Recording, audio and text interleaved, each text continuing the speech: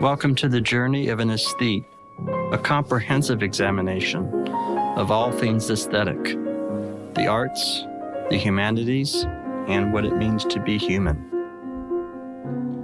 Hello, is this Teresa Roberts? Yes, Teresa Roberts Logan. Teresa Roberts Logan, I am welcoming you to the podcast Journey of an Aesthete. This is Mitch Hampton. Thank you so much. It's really exciting to have you on this show for many reasons. I'm going to just do a little, hopefully brief introduction and just say how you came to be on our show was thanks to our producer, Laurie Strickland. Yes. And also, I should say immediately that you are the designer of our logo. Yes, which was such a fun project. In fact, that's such a beautiful logo. It's so the man with this person with the suitcase on the road and the different signs. And it's actually today I was in a coffee shop of all places, and I was showing that just card to somebody, and they're saying, just because I like this illustration so much, I'm going to give this podcast a listen. So how about that? That's Oh, that's pretty great. That makes me feel great. Yeah, but it's interesting. I think that you may be a first for us on the show because I think you're the very first stand-up comic or comedian we've had on the show. And that's cool. And also you excel, of course, going by this wonderful illustration you did for us back in 2019 or whatever it was. You are a illustrator, a cartoonist, a comic, in both senses of the word, a visual comic book illustrator, and probably there's a bunch of other things I haven't mentioned that I'm sure you'll remind us.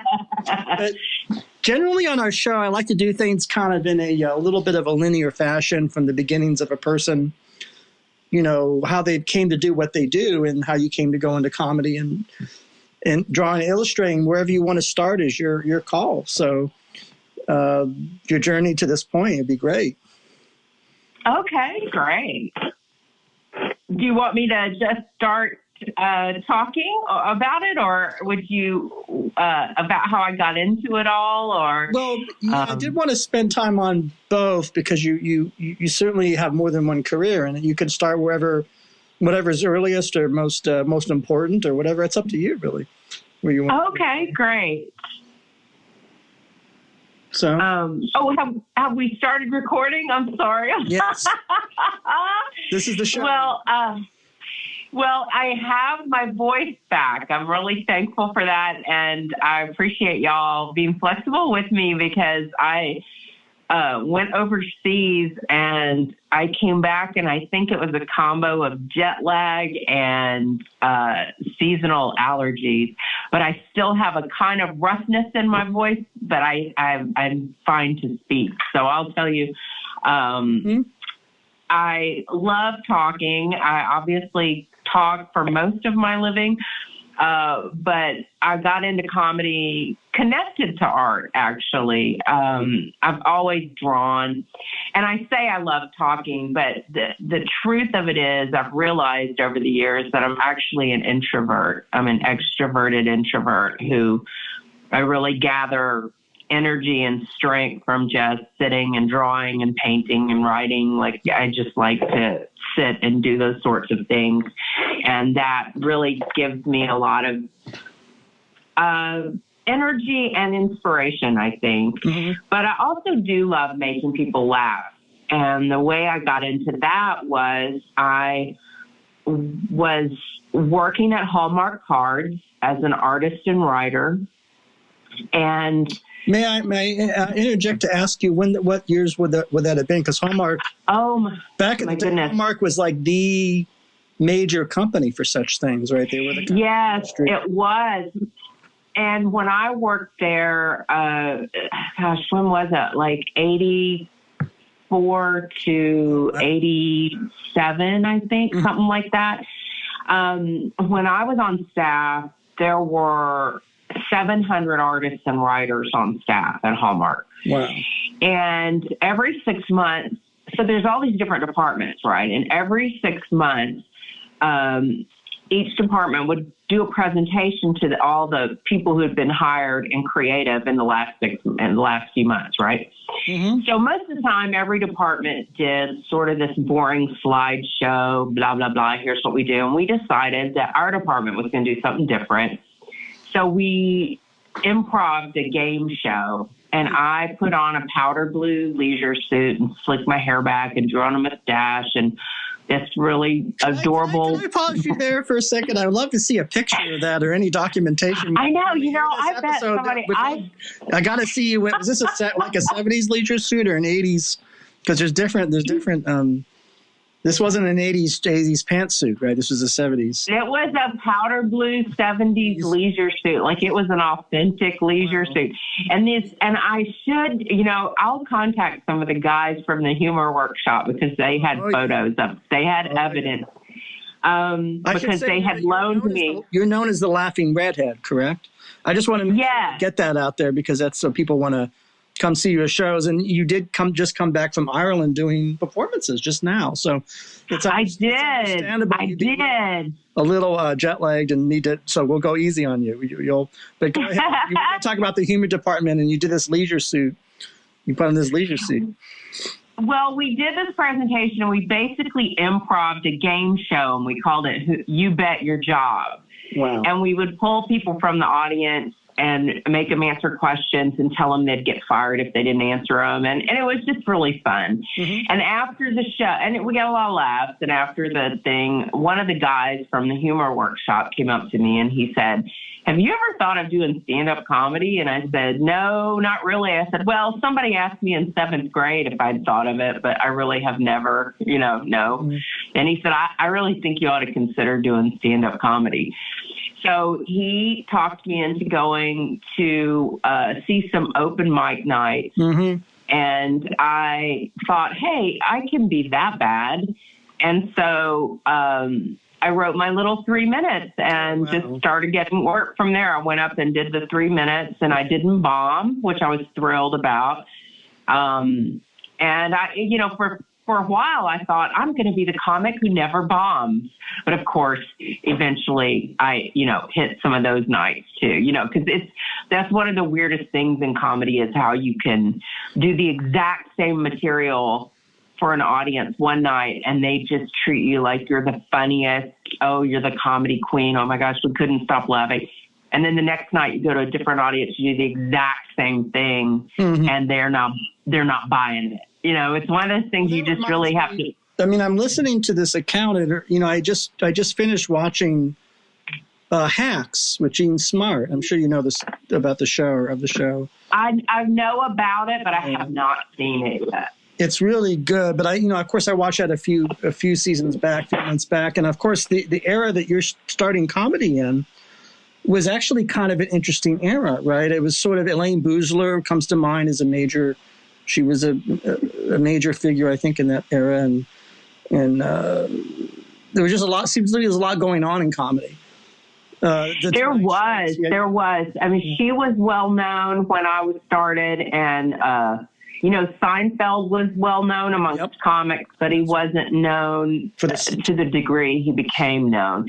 And it really was the comedy boom. Like I got into stand-up comedy in the boom, so I hit the road pretty soon. I started getting lots of work and offers for work, and I would go do those, and I would go out on one-nighters and come, get home at 2 a.m. and have to be at my desk at Hallmark, my art table, painting at 8 a.m. So eventually I thought I'm getting enough work that I had to make a decision. Like either you're really going to try this comedy thing or you're going to just stay at Hallmark, which were great options. I loved my job at Hallmark. Mm-hmm. I painted and wrote all day. I mean, it was great.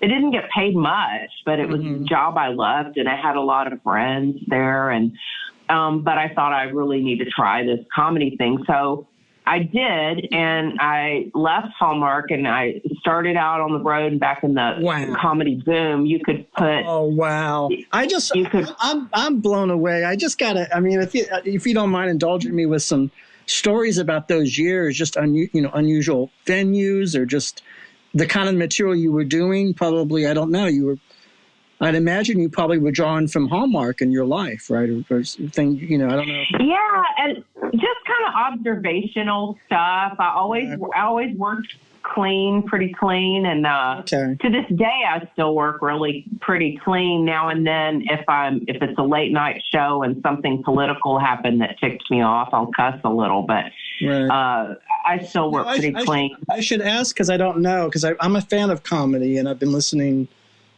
You know, I'm 55, so I grew up listening to Richard Pryor and George Carlin, of course, but as well as Mike Nichols and Elaine May, and Lenny Bruce and people like that. But I guess clean, I mean, is it, would that be considered its own style, its own maybe? Yeah, I think some people consider it like a whole different thing. And I feel like for me, I've always just done, I'm an exaggerated version of me on stage, basically. Right. So for me to start cussing a lot, a whole lot. Well, I cuss more now than I ever have in life, just because I can, I guess. Right. I don't know.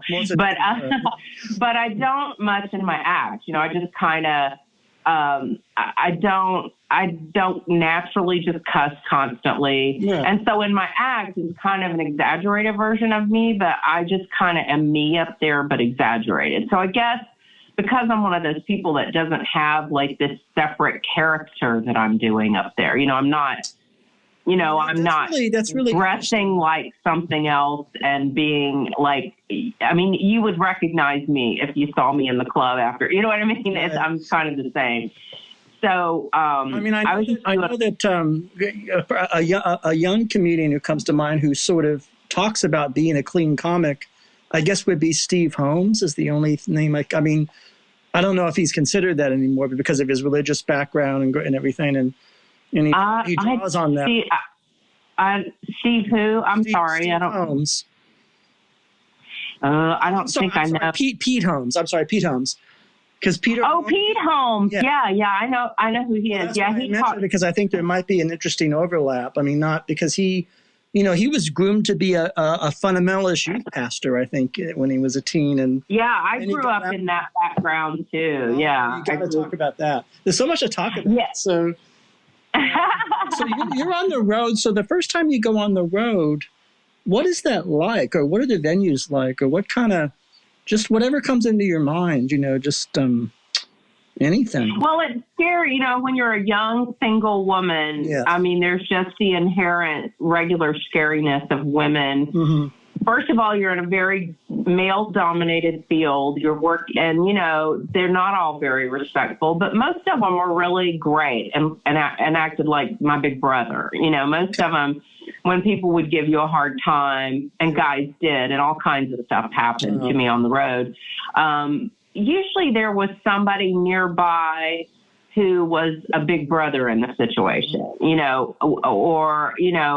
also learned, I've also know to just walk away from some stuff. I don't stand there and engage somebody, right. I knew that much back then when I would get threatened or grabbed or whatever, there were times when I just had to, I just disengaged and walked away. I didn't stand there and give people attention, but you get different kinds of heckling when you're a young woman and when you're just a woman on stage. And even when I hit the road, like in my car, I put 1,000 miles a week on my car. Wow. What kind of car? And I had, what did I have? I had a Dodge Raider back then. Yes. I know, it was great. I loved my Dodge Raider. And it was, and so you would just, and it was back before you had, cell phones and GPS. So you literally had a map out on the seat next to you, finding places. And that was, I did that for years. And the only time I had a hard time finding a place was one time the booker had this run that had, and forgive me if I get them reversed. One was Kirkville, Iowa, and Kirksville, Missouri. Okay. And they were like 35 minutes apart on the map, but he had them switched and he didn't have the name of the state. So I showed up in Kirkville when I was supposed to be in Kirksville, but I still made the gig. Still figured it out and made the gig. I was a little late. Yeah. But I got there. But it was funny. That was one of those things where I pulled up to a place and you just knew there were just going to be guys in the back of the grocery playing checkers. And it was the only building in town. And we went in there and we're like, I have a show. There's not a show here, is there? They're like, no. Okay, we got to go find this place. So I got a hold of the booker. But most of the time, I got pulled over a ton by policemen, because policemen always think if you're highway patrolmen and policemen always think if you're leaving a bar at 2 a.m., you're drunk, So I got pulled over a lot, but I was never drunk. So it was always disappointing to them on some level, I think. But is it disappointing? I was always do they have to make points or something and go to the commander? That's what I feel like. I feel like it was such an easy target. I felt like, they would watch people leaving the bar and then follow you and pull you over. Most of the time they were real nice to me, though, when they realized.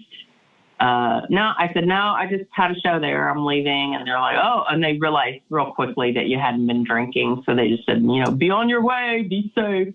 Did you ever get stopped by people who turned out to be fans or said, I saw you in such and such? I'm sure, maybe I'm getting too far ahead, but, myself, but you know what I mean? Like things like that, I'm sure.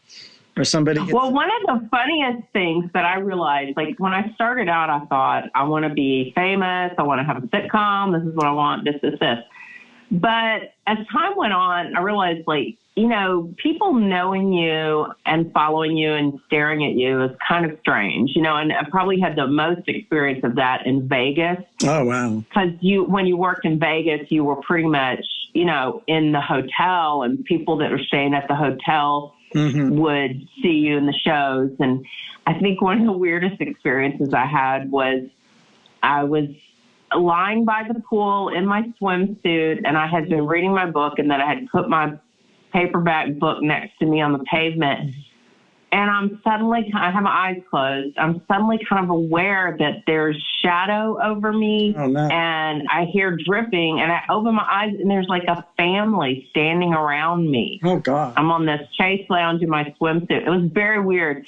And they're like, hey, we saw you last night. You were really funny. And I'm like, thank you. And all I'm thinking is, please don't drip on my book. I have a book down. Please don't drip on my book. Sure. But I thought, oh, that's so weird. I'm just lying here in my swimsuit, which is pretty much, my underwear. Your swimsuit is just, you're not dressed, basically. And to have people just kind of crowd around you while it's just weird. And I remember thinking that day, I thought, I see this differently than I used to. I don't like people kind of skulking around like that.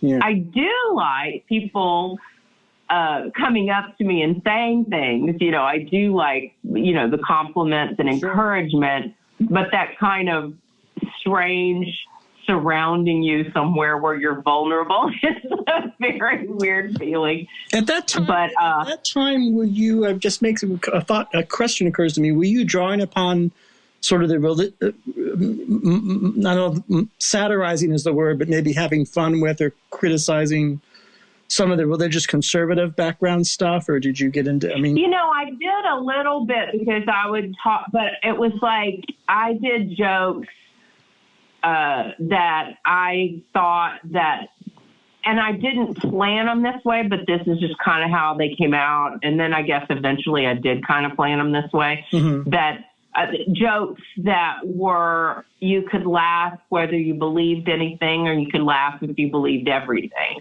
Right. So I would make jokes about how we celebrate Easter. What better way to celebrate the resurrection of Jesus than with marshmallow chicks and stuff like that, and but it's funny, even that you could, depending on the crowd, get a mixed reaction because they're thinking, is she making fun of us? Or so it's funny because only in the last few years have I been talking more about that more directly. And I've also done that in this little comic series I'm doing. And I've printed it, but I'm also doing it online, and it's called Jesus Freak, Losing My Religion.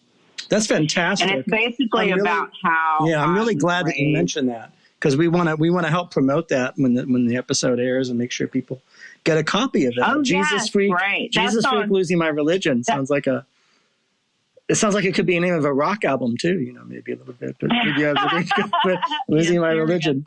I'm sure when you write this is really an accomplishment to write a personal comic series like that. But I'm sure you were drawing about your experiences performing in places like Missouri and in the South, and I don't know, Georgia. I'm sure must have played a role too, right? The kind of the all over the place. And I started comedy in Kansas City, but I moved to Denver, Colorado. Mm-hmm. So I started in Kansas City, Missouri, and then I moved to Denver, Colorado. So I consider Denver and Kansas City my comedy home. Oh, okay. And then I was pretty much traveled a lot. I did some TV stuff back then, Evening at the Improv and all that stuff that everybody did, comedy on the road and all that. Right. And then I found out about, I found out that people were doing Christian comedy. Oh. They were doing comedy in churches and stuff. Yeah. And I thought, I guess that makes sense for me to do that because I was a Christian back then. Mm-hmm. And I still like Jesus. I'm just not into the whole, the whole religion construct so much, I guess. But not to get I got involved with an organization that was really doing a lot of Christian comedy, but I got really turned off through that organization from that whole world because it was very, very evangelical, which I'm not anymore, and wasn't then, even before I got less religious, which is what I am now. But I got really turned off by the business of it and stuff. I should interject because I certainly I draw a big distinction between, Jesus, the Christ, and whatever that may or may not mean is certainly significant, and the religions that call themselves. I mean, that's all. There's like a brick wall between. I guess Nietzsche calls it, not just Nietzsche, but historical Christianity. Which is just like the history of the church and different churches, which is which of course is a mixture of the good and the bad. Sometimes more bad than good, but then there's a personal faith, which is everybody's right and private matter. But when you're dealing with an organization like Christian comedy, I'm sure they had rules and had kind of all kinds of I'm sure you encountered that, right? Yeah, and I would say it's funny because I left them as much as they left me because once they found out I was pro-choice, they didn't want to have anything to do with me. And I have friends in that world, I have friends who still do comedy at churches. And, I've had more than one of them tell me they pretend not to be pro-choice because they would lose church work. Sure. And I said, well, I said, for me, I don't want to deceive people. Like, if it's important to somebody, if it's important to a church that they have somebody who's not pro-choice, then I don't want to pretend. I don't want to deceive them. I mean, let them hire who they want to hire. You know what I mean? And I think it's important to be honest with them. I don't want to misrepresent myself. Sure, of course. Just because I would be a really good fit otherwise for the gig at a church, I don't want to pretend to be something I'm not just so they'll book it because I think that's deceptive. I just don't believe like that. But it's interesting. It was a very kind of, I got mostly turned off because of the philosophy, like all that prosperity gospel stuff, where that was and all that. That was the era. That was right the hot spot when this stuff was getting really big. And kind of like that era, sort of late 70s through 1992, 93. That, of course, it's big now, but that's when it was really kind of emerging, I think, And that was before. That was years and years before I got involved with these people. So it was pretty established by the time I had, tried to be in that organization. But I'm happy as a clam not to be connected to that anymore, and just glad to do comedy. I just like to make people laugh, and it's a funny thing because the business is really tough, and especially now with there's a lot of things that are so much easier than when I started. And one of some of those things is just, the use of the internet and TikTok and all that stuff makes everything so accessible. It makes it easy for people to find you. It makes it easy to present yourself to people. But the other thing is, it's two sides of the same coin. It's a big burden. It's very hard. Creatives have to spend so much time now in self-promotion. And that's something like I put it down on my calendar, like social media posts. I have to take care of that almost daily, if not daily. And it's something that the introvert in me, I probably should do more TikTok videos that are me talking to the camera and stuff. I have a tendency to just post like, here's me drawing, It's like, look at me, I'm doodling. Watch this. Reminds me to ask you how you, if juggle's maybe not the right word, but you have these dual careers, and you are, from my view, a fine illustrator and drawer. Thank artist. you. And as our logo, this is fantastic logo you made for us. How are you able to juggle or it seems like, but I guess one way is to do videos of you doing drawing, right? Or doing is one way maybe. Well, and it's funny because I just had it's my fourth book with Andrew Mill Publishing, but it's my third coloring book, just released a few weeks ago. Okay. And it's called Zen Coloring. And my name is Teresa Roberts Logan is the name on the thing. So Laughing Redhead is all my social media, and my hair is actually white now. I've let it go white. And I may go back to red hair. We don't know, but this is kind of easy. So I'm just all white hair and scary looking right now. And I don't mean it's scary looking to have white hair. It's just I have my hair kind of stiff and spiky, and it looks like I'm scared. It looks like I just was scared. But I really do love drawing, and it's one of those things I've had people say to me, you need to choose between this and that. And I don't know. That's like saying choose, kind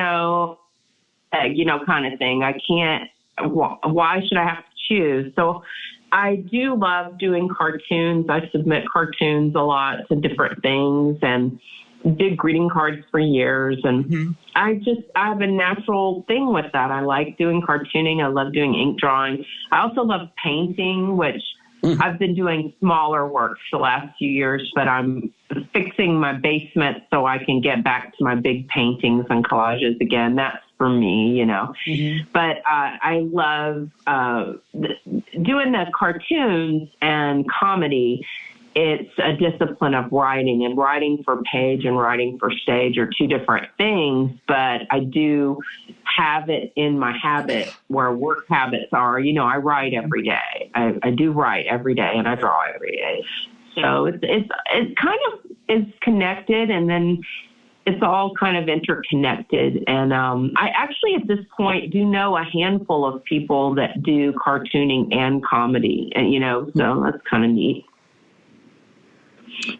Well, I do know that many cartoonists have become comedy writers, and there's certainly connection there. Illustrator. Yes, I think that's true. But I felt fascinating to me that you're doing as you're moving along in your career and you're doing television and doing things like that. What kinds of things are you?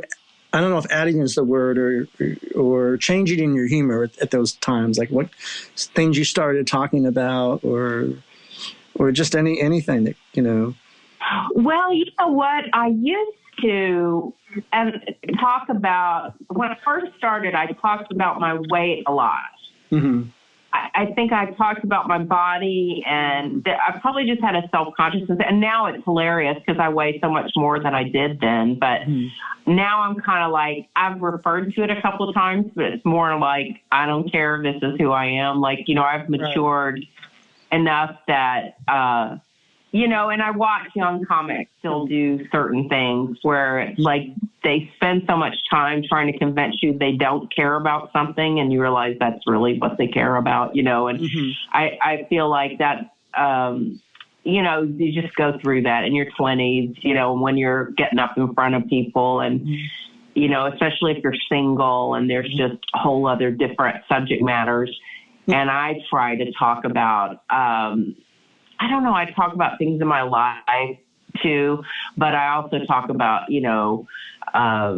just things that everybody would have in common. I sometimes refer to stuff in the news, it's just observational. Right. Sometimes it's just weird stuff that comes to my head. So I do keep a notebook with me all the time. And, like I'm working on a bit right now about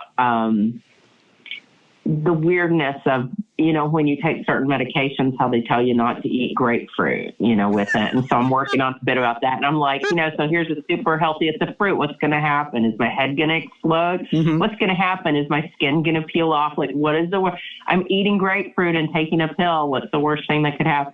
I was thinking about that. Like, I was looking at a warning on something like, don't have grapefruit with this. And I thought, this is so weird. It's like, they treat it like it's kryptonite or something. Mm-hmm. So like, they treat it like it's Pop Rocks and seltzer. Remember? Exactly. And Coke. Or what? Mentos. What is it? Mentos that they put in the gum, and it explodes the bottle. That's right. That's what I keep thinking. Is it like, am I gonna just turn into a pile of foam? Am I gonna turn into sea foam like like the Little Mermaid in the Hans Christian Andersen? She turned into sea foam and joined the Daughters of the Air. I always remember that. But anyway, that was my favorite book when I was a kid, but it was so sad. Mm-hmm. The real Little Mermaid story. It's so sad, but I always loved it. But I always loved that she turned into sea foam and joined the Daughters of the Air. That's what I was thinking. I was like, is that what happens when you eat grapefruit and you take that medication? Do you turn into sea foam? But, or explode like a zombie in a movie or something. I'm just always like, what is the worst thing that could happen? I'm sure there's some chemical, medical, scientific reason you're not supposed to, but I'm going with the comedy. I'm going with the comedy on that one. But so I just keep a notebook full of stuff, and so I talk about weird stuff like that. I talk about death a lot. I like talk, I've had a lot of that to deal with in the last few years, and I just, that's something people relate to. I remember. Well, it's really something people get closer to as time with every minute, right? I mean, at least that's what I've been told, or that's what right?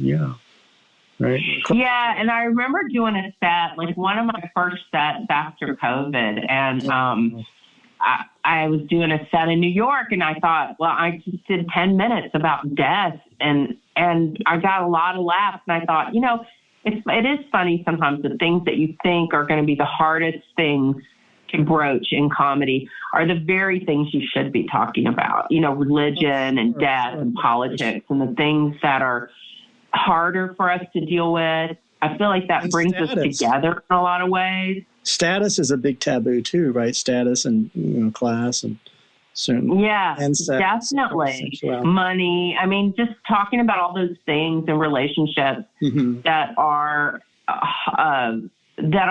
hard for people.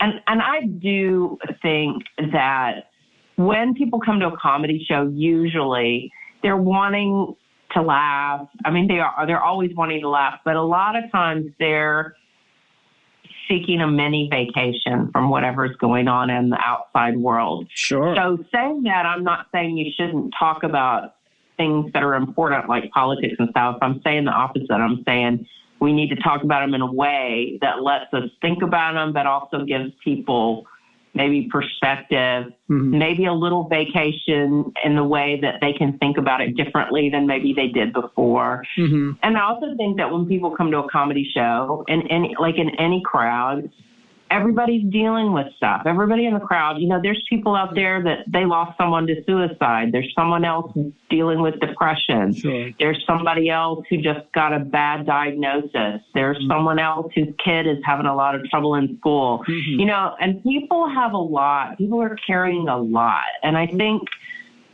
just remembering that we're all human, and even the people that tick you off the most in traffic or in politics or whatever, there's a lot of pain out there. And I feel like comedians can give people a respite in a way. Like these can make people laugh. It's a real gift to be able to make people laugh. And And I'm really happy to do it. You know, it's funny because I had taken a big break for a few years for some different reasons for, as I said, deaths and moving and all kinds of stuff that happened kind of within a period of time. And I've been getting back into comedy in the last couple of years, since pandemic, basically. And I had this opportunity come up where I sent a video. They were looking for a comedian, a female comedian, to do 10 minutes in front of Ardal O'Hanlon, who is a very famous Irish stand-up comic and actor. He's really great. Yep. And long story short, I got the gig, and he was just delightful, and his wife and the woman who booked the show and I have become friends. It was just a great experience, and it was a benefit for the Ireland Institute here in Pittsburgh. And he told me, he said, and it was funny because I thought, how funny is this that I'm opening for somebody from Dublin? Oh, yeah. Well, during pandemic, I had found a plane ticket for you just can't believe how low the price was. And Dublin has been on my bucket list. And my husband had said, he says, you know, you really should just buy that ticket and plan the trip. You should just do that. I'm like, I don't know. Will I have enough money in it? You know, I'm doing all that. He's like, do it. Make it work. You'll be able to do it. So I bought this low price ticket, and then months and months later, I get this gig opening for a comic from Dublin. I thought that was so funny. Well, after the show, he said, here, you need to call this person and get a set while you're in Dublin. And so I flew. So I went, this was just a couple of weeks ago. So I flew over to Dublin. So the only night she had was Wednesdays, and I was only going to be there one Wednesday night. And so I flew all night, got to Dublin at 8 in the morning, and had a show at 8 that night. And it was a blast. I mean, they were super friendly, great audience. The comics were hilarious, and they were super friendly and supportive, and did all that great comedy stuff, came up after and were like, you were great. That was so funny. And, you know, it was so great. I mean, and it was just kind of surreal, but awesome. You know what I mean? I'm like, I can't believe I'm doing comedy in Dublin. I'm so excited. Yeah, I mean, it's a dream for you, and it's great. I mean, it's deserved. I mean,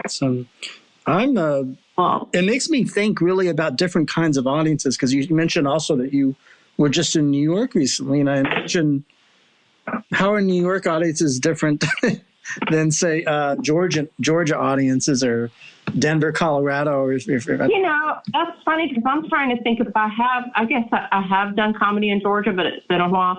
But okay, so first of all, Colorado audiences are super wonderful, open, ready to laugh. Some of the easiest, as far as being a comedian, some of the easiest, best, they're with you on the spot crowds. They're awesome.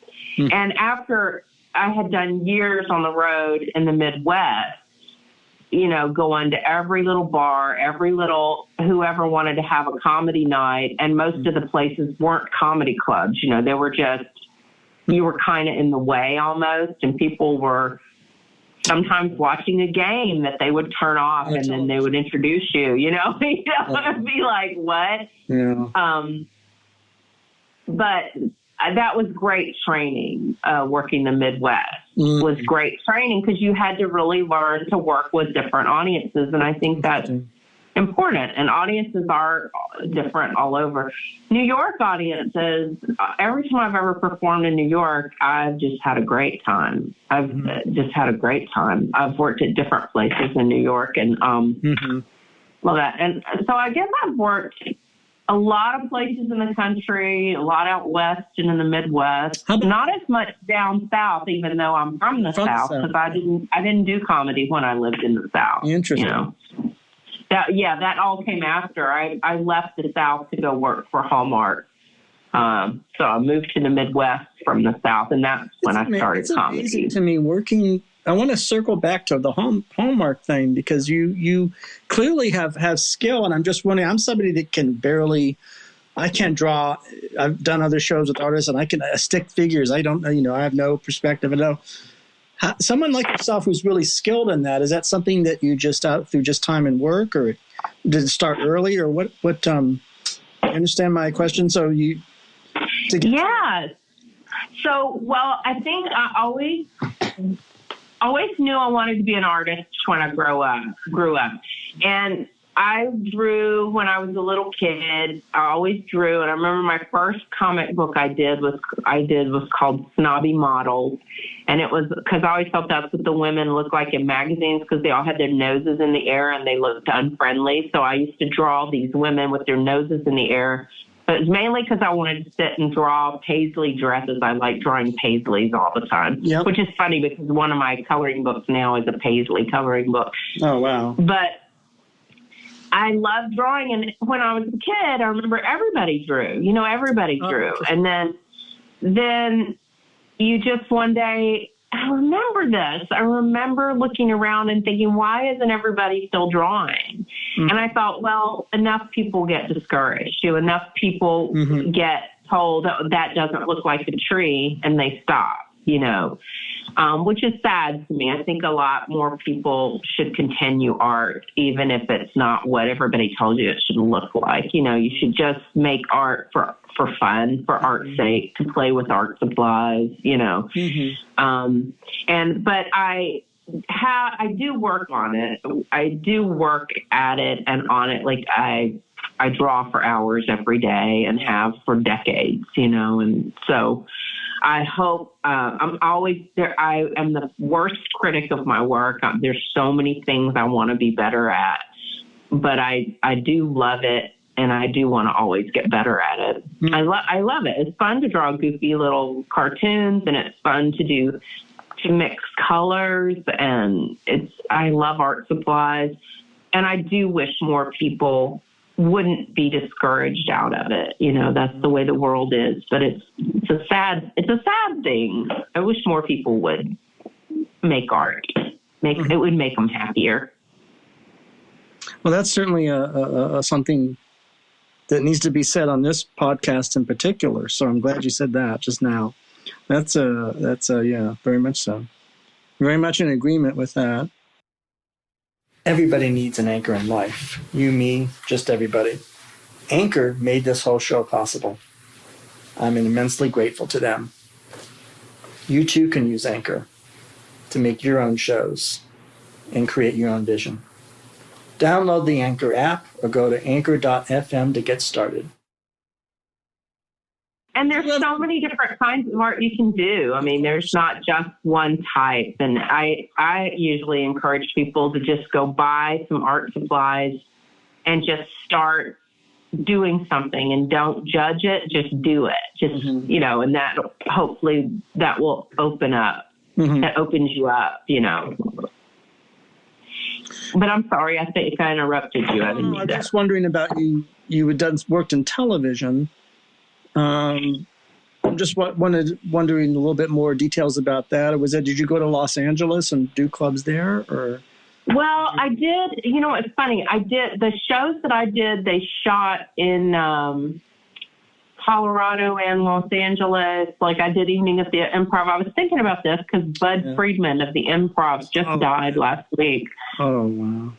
And it was the funniest thing because I was thinking about that show that we shot out there, Evening at the Improv, and the host of the one that I did was Charles Shaughnessy, who's the guy that starred on The Nanny, that show, with Fran Drescher. Right.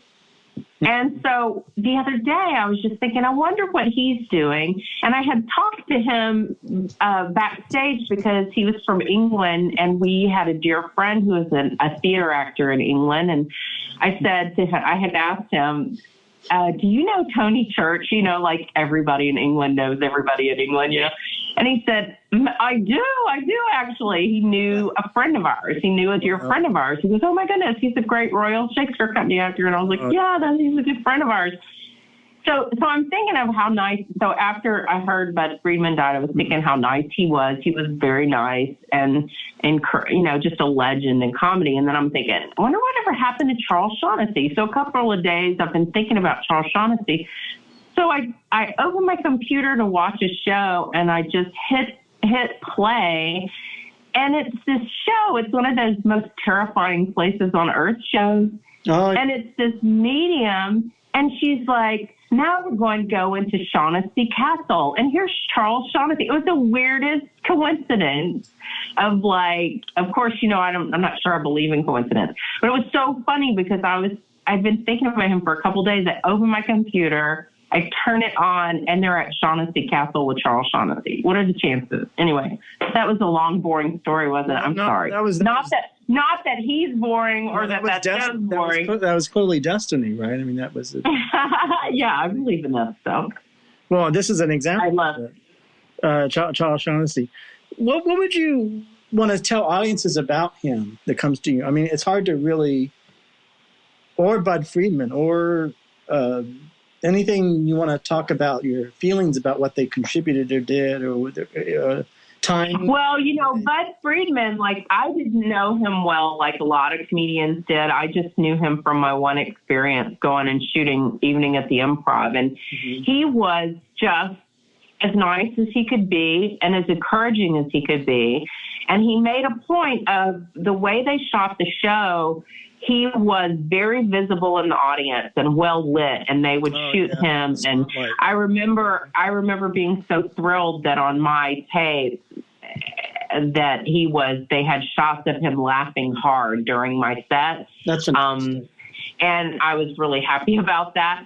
But he was encouraging in that way. Like, he didn't go skulk away and not present. He would sit out front and laugh heartily at everybody, you know, which was, and then of course he made so many careers, you know, in LA and stuff. But, so I did that. I shot a couple of TV things out in LA, this one video called Thou Shalt Laugh, which was for the Christian market. I know that sold really well. And that was a nice big shoot. You know, it was a big production. I think Warner Brothers did that one. But I've done different things in different places and clubs, you know, different TV things. And they're all different experiences. Some of them are very fun and supportive, and some are like you're kind of battling egos backstage. And but you just have to always focus on your set. Like I was at this one club within the last several years, and there were some comics that were like just being mean to each other, basically. And they had all this drama going on that I didn't know about. I was ignorant of it. And when I got to the club, the person that had booked the show was really fretting and saying, "I'm sorry about all this stuff going on." And I said, "What? I didn't know anything about that." And she was like, "Well, I'm just really, you know, they're just here. Everybody's intimidating her." And I said, "You know what? I don't really care. I'm just going to get up and do my set." You know, and that's what I did. I just feel like I can't be in the drama with y'all, and I don't know what that all is going on. And I told her, I said, "You run a great show. Don't worry about that." And I'm not worried about it at all. I said, "I'm just going to get up and I'll do my set." And I got up and did my set, and it was fine. I came off stage, I was fine. And I thought, man, y'all, comedy's hard enough without people being mean to each other. Like, let's support each other and make comedy just better and better art. It's a really unique thing to get to do. And I think that was one of the things when I went to Dublin that I was so thrilled about. Like, the comics were great, and they were super friendly and super supportive and complimentary, and the audience was just awesome. Like, they laughed really hard at everybody, and it was a really great time.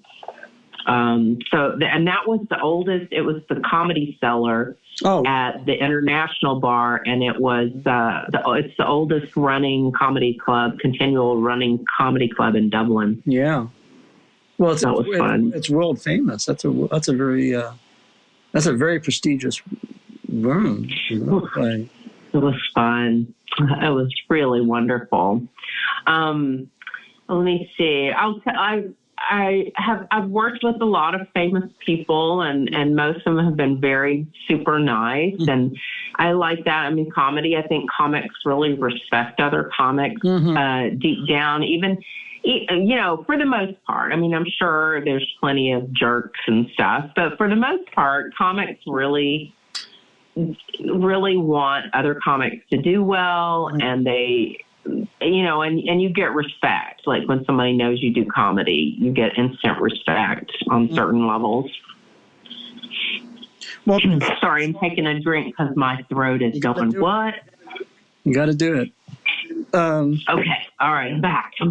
You haven't, you're still here. You haven't left. I just, my limited I guess I follow certain comedians, and the only knowledge I have of comedians relating to each other is because there's been so many streaming shows about comedy relationships, like Peter Holmes' show where he has fellow comics on the show, and Sarah Silverman will be talking, and they'll invent, fictional scenarios where, Mark Maron or somebody, right? And so, and so that's my only, but I often wonder when I watch those shows that are scripted, if that's pretty much how it is with comedians. And I always sensed real camaraderie. Like they talk about things that they do in it. Yeah, because it really is. And there's a book I just read that I am loving. Well, I'm still reading it, actually, and I'm rereading it. And it's called The Tao of Comedy by Bobby Oliver. And she's from the South, and she grew up in the South, and she moved to L.A., and she has this comedy studio called Tao Comedy Studio. And she's just... she's so right on with the book. And I think since you're so interested in comedy, and anybody that's interested in comedy and the mechanics and the art of it, like the art and the craft of it, I think it was a great book for anybody to read. And here I am, the seasoned comic, and I have been reading it, and I feel like it has really refreshed me in a way. But it's so right on, like the stuff she knows and says and talks about in comedy, and the things that you need to know. There's little things comedians do that the audience doesn't realize, things that you have to do from stage that, like there's one thing I always do, and she talks about this, which is when you get on stage, take the mic out of the stand and move the mic behind you, because it's in the way, basically. And I know some comics like to use the stand and stuff, but it really is like a little wall between you and the audience. So I always get that out of the way as soon as possible. It's a way of saying, I'm here now, I'm taking the stage. It does that. Another thing I learned early on was anytime you get heckled, repeat into the microphone what the heckler said. Because if you don't, the audience, the people who didn't hear this person saying stuff to you, they think you've just started in on somebody, if you respond at all.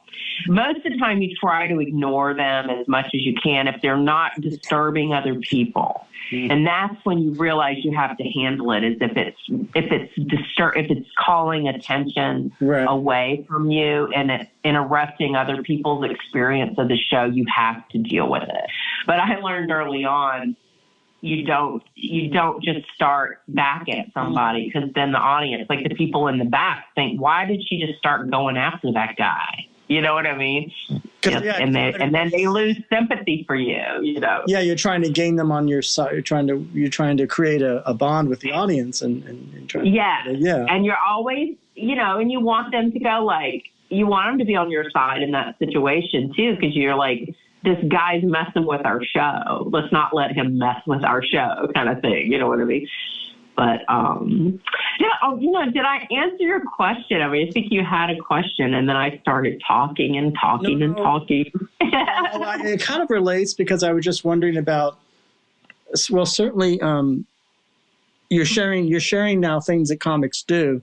I was just wondering, because I'm if you're a comedian, it's similar to what I do, because I'm a jazz musician. I'm a pianist, right? And I know, as you know, there's probably this connection, right, between stand-up comedy and musical improvisation, right, in jazz. I've often wondered about that. What do you think about that connection, or if there's more? I think, well, I think if for me to comment on that, we're probably presuming I know more about jazz than I do. But I do think it's just that you do play with the audience and their mood and feed off of their energy. Mm-hmm. And the audience is very important. The audience being there and responding is very important. And you can, there are audiences that are more hostile. Like I remember when I was starting out in Vegas, and I know it still happens, and you literally can see men lean back in their chairs and cross their arms when you walk out. They're so disappointed it's a woman on stage. Mm-hmm. I remember telling the other comics in Vegas that was happening. They said, "Oh, that's just your imagination." I said, "You watch tonight. I want you to watch the audience when I walk on stage." They said, "Yep, the men do that."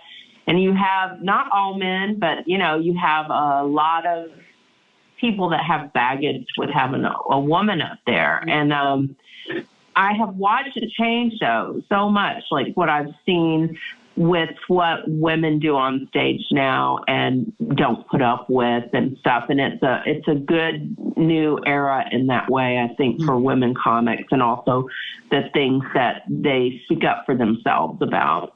Mm-hmm. And I do feel like the audience, though, it is a give and take. Like the audiences that are listening to your words and laughing and going with you weird places in your head, they get a better show than anybody because you will try your new stuff with them.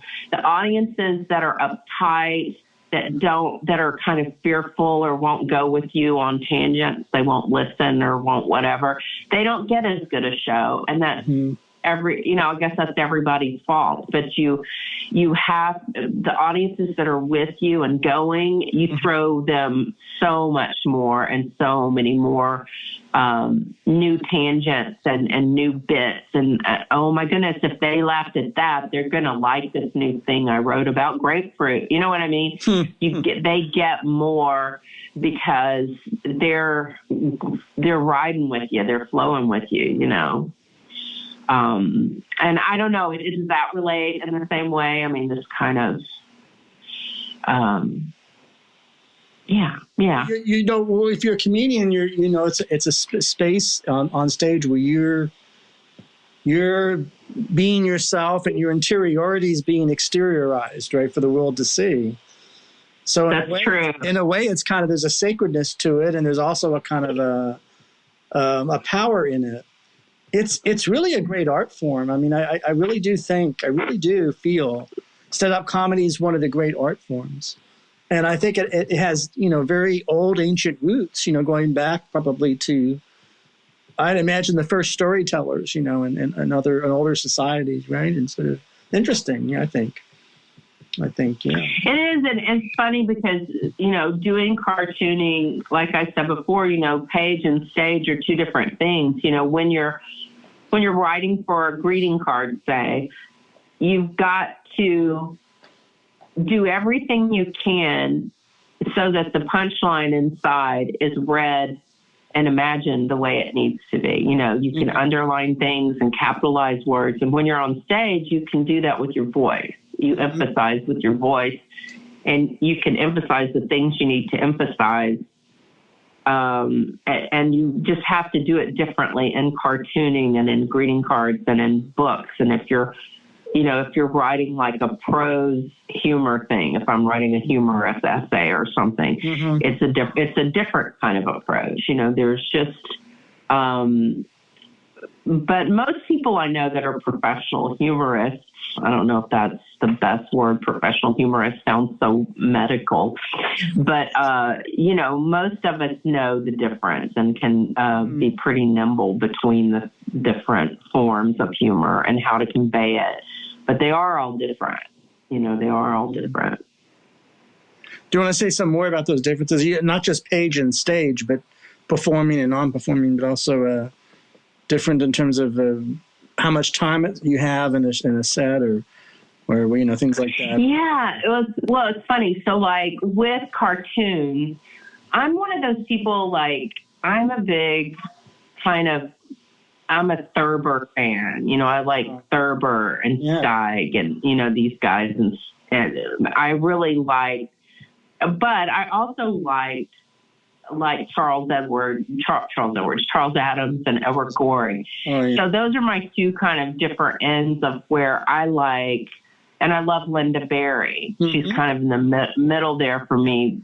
And I'm talking style-wise, not who I prefer. Right. Because she does scenics and stuff. Mm-hmm. You know, Thurber did minimal line work. I love that. I like Steig and Thurber because they'll make 4 marks and it's a cartoon, and I love that. And I like to be more minimal with mine. Yeah. But then again, I'm crazy about Charles Adams and Edward Gorey, and I like doing like really detailed sort of things. So you just kind of choose when you're doing cartooning, even you choose like, is this going to be funnier if I do a big illustrated scene, or is it going to be just as funny and more to the point if I eliminate all the noise and just do a few lines and the facial expression and the words, and boom, it's done. Yeah. So I kind of prefer minimalism if I can go there as far as my gag cartoons, which are single panel cartoons. Okay. When I'm drawing, I like to do a whole bunch of lines and stuff like that. But when I'm cartooning, I kind of like to edit it back as far as I can. I really do like, you know, the less, I don't want to see a huge scene necessarily unless that's part of the joke. You know what I mean? I like whatever gets the joke across the best way. And when you're on stage, like, it's funny, like, still, I've done as much as 90 minutes on stage, which I don't think is the best. Yeah. I advise 45 to 50 minutes, you know, for the best headlining set. Because people just get tired by that time, unless you're the only thing on the show. But by that time, if you've had other people up, I mean, that's a long time to ask people to sit and pay attention to joke setup, punchline, tag, you know, all that. So I'm doing mostly, it seems like these days, most shows I'm doing are 30, 35 minutes or very short little. I do go to open mics now and then to try new stuff. So, and those are usually like 5 to 7 minute sets, or some of the just little sets around are like 10-minute sets to get new stuff out there. But the usually the stuff I'm hired to do most of the time is more like they're chopping it up into more like 30, 35. But I'm not really touring again yet so much. I'm just trying to get back into that habit, you know. Mm-hmm. Coming out of COVID. And so, you know, I feel like getting back into it that way, because I really did take a complete break for that while. And I do feel like you have to get your, getting my chops back. Right. Well, that's everybody's in a similar boat, I guess, right? Yeah. So I don't feel, that feels fine to me. That just feels like, that's the way it is. I just feel like everybody's rusty. I mean, coming out of COVID, everybody's kind of like, okay. You know, I know a lot of people did Zoom shows. I know Arnold was saying he did a ton of Zoom shows. I only did a little bit of that. Mm-hmm. So. Well, yeah, that's a way to do things. I mean, necessity, you know, and or they used to say by any means necessary, you know, and all that, and kind of. Yes. Just however you can get them to see. I just think, you know, it's funny in an era of the internet, you can see old material that had been lost from people. And it's really been almost like it's going to school in a way. There's almost, you know, so for example, on YouTube, you can see all of Gabe Kaplan's performances, you know, from the early 70s. Oh my gosh, really? Yeah, I mean, those things were not available for 20, 30 years because people had to rely on when a cable station would air it or syndication, you know, but now it's all there. It's funny to see some of these old Gabe Kaplan or whatever, Jonathan Winters or any of those people, you know, they gotta, you know, I'm sure, I mean, I've seen all the improv. We probably right now watch your show in improv right now. Well, you know what? That is on Amazon. I think those are on Amazon. Fantastic. Evening at the Improv. Yeah. Yeah. It's hard to watch myself, though, but I do videotape as much as I can and then watch and listen because it does help you improve. But I find it really hard to watch myself and listen to myself because I'm kind of, I don't know, because it's just so self-critical. And it was funny because when I was in Dublin, I was talking to one of the other comics, and I said, taping myself. Oh my gosh, I said, because I'm always like, I can't believe they let me get up there and do that. He said, don't say that about yourself. You deserve to be up there. And I said, yeah, I know that intellectually, but I said, it's just, I'm very self-critical. So when I watch my tapes and stuff, I pick it apart, and then I'm just like, get over it, fix it, get up again. Sometimes I feel like getting up to do stand-up comedy the very first time is the bravest thing you can do in comedy. But then after I went away and came back, because I did stop comedy for a while after my son was born. And, but now I think that getting back into comedy is the bravest thing you can do, because I was thinking that he's been going with that Dublin, that I was thinking this is either crazy or really brave, or maybe it's both, that I'm going to go do comedy in a country I've never even spent one night in and just get up there like I'm funny or something. You know what I mean? But you're just kind of like, okay, here we go. I have said I'm going to do this, and I'm going to do it. And I did, and it was fine. But I felt like, man, that's one of the bravest things I've ever done. But then just getting back into comedy has been, I think, one of the hardest. Like, a friend of mine wrote me, and she quit comedy a few years ago to pursue other things in entertainment, when she's great at. And she just wrote me this really encouraging note. She says, I know how hard what you're doing is, and I want you to know I really appreciate you. And I was like, thank you so much. It's like, because sometimes it is like, once you've been through a lot of the ringer and you're stepping back into the ring, sorry to use the ring word, mixing metaphors, but it does. It's a brave thing. I'm going to pat all the comics on the back for being brave enough to do it.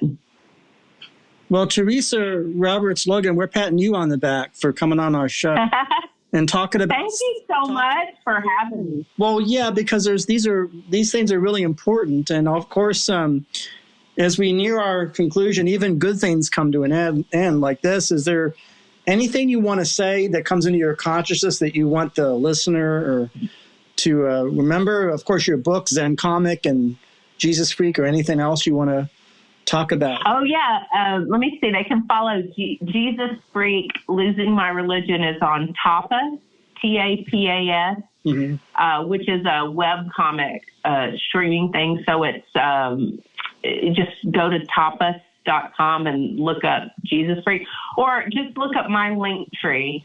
I'm on social media at Laughing Redhead, and my link tree has all the links, and my website is laughingredhead.com. And I've got a big project that I've got my fingers crossed for, and with my publisher right now, and I'm hoping that comes out, but I can't really talk about it. But when I can talk about it, I will talk about it. Of course. Well, you got as John Waters once said, somebody asked John Waters, you want to talk about a movie you're in production on or pre-production? He says, no, I don't want to talk about it because I don't want to hex it. So, that's hex. But then, of course, the talk show is, but because you're John Waters, you actually might want your film hexed. But in any event, I'm gonna say thank you, because this has been a delight, and I'll make sure to promote these books, and I thank you for your generosity and your time. Thank you. Thanks so much. I'm so glad to meet you, and I'm so thankful for Laurie, and I'm so glad you love the logo. That really makes me feel good. I'm glad it has been helpful. Thank you. Good night. Good night. I don't like goodbyes, so I'll see you soon, folks. Thank you.